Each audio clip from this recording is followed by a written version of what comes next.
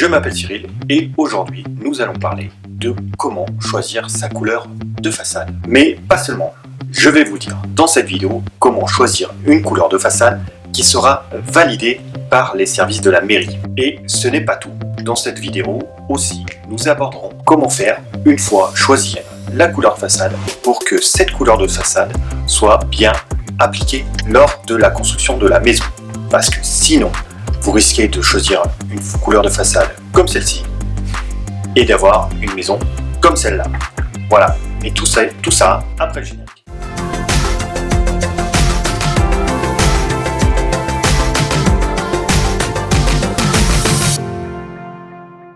Parce que choisir une couleur de façade n'a rien d'évident. C'est pourquoi je vous propose une méthode. Cette vidéo se décomposera en 3 chapitres. Comment faire le choix de sa couleur de façade, comment noter sur les plans la référence de la façade que vous avez choisie, et la dernière partie, attention à la variation de la teinte de façade en fonction du type de finition. Alors, on commence tout de suite.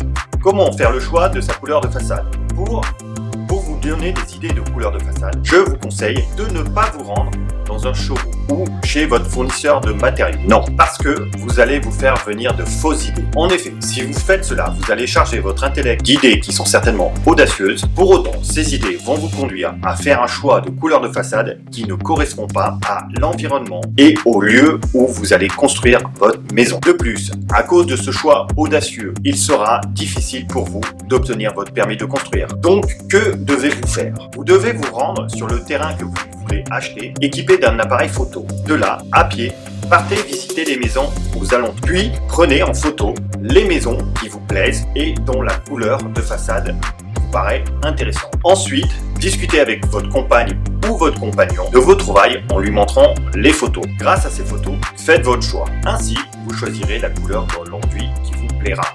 Et cela par rapport à une maison déjà réalisée. Mais surtout, vous choisirez une couleur de l'enduit qui sera en adéquation avec votre environnement. Grâce à cette méthode, la mairie où vous allez construire ne pourra pas vous refuser votre permis de construire, car la couleur que vous aurez choisie sera dans les tons de la commune. Et votre future maison respectera l'environnement visuel aux alentours. Maintenant, nous allons passer à la partie 2.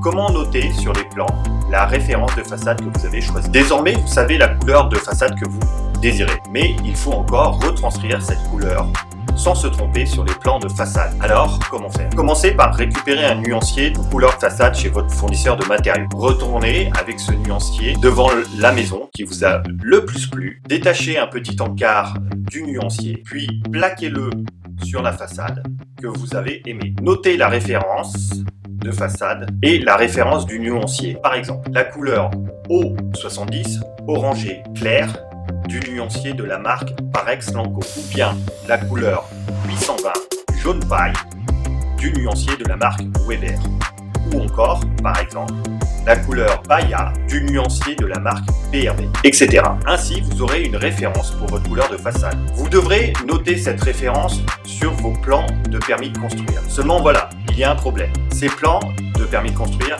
permettent de communiquer des informations à plusieurs interlocuteurs. Premièrement, ils vous permettent d'obtenir votre dépôt de permis de construire. Donc, ils communiquent avec la mairie. Deuxièmement, ils permettent de réaliser les travaux.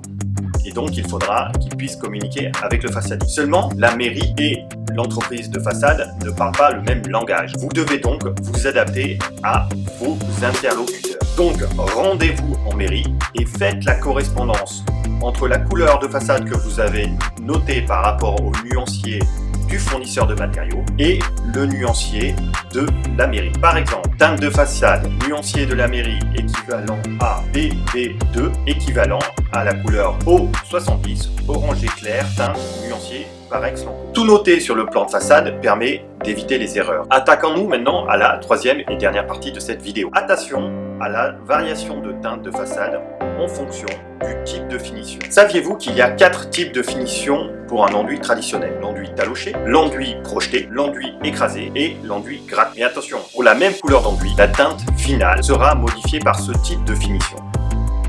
En effet, l'enduit taloché rendra une finition plus claire que les autres enduits. L'enduit écrasé sera un ton plus sombre que l'enduit taloché. L'enduit projeté sera, lui, encore un ton plus sombre. Et l'enduit gratté sera le plus sombre de ces 4 types de finition. Voilà, j'espère que cette vidéo vous a plu et que ces informations vous aideront à choisir la couleur de votre façade. Abonnez-vous à la chaîne, mettez-moi un pouce bleu et si vous voulez mieux construire votre maison, je vous conseille de vous rendre sur mon site internet. Vous y trouverez plein de conseils et astuces pour construire moins cher et mieux votre maison. Merci à vous et à bientôt.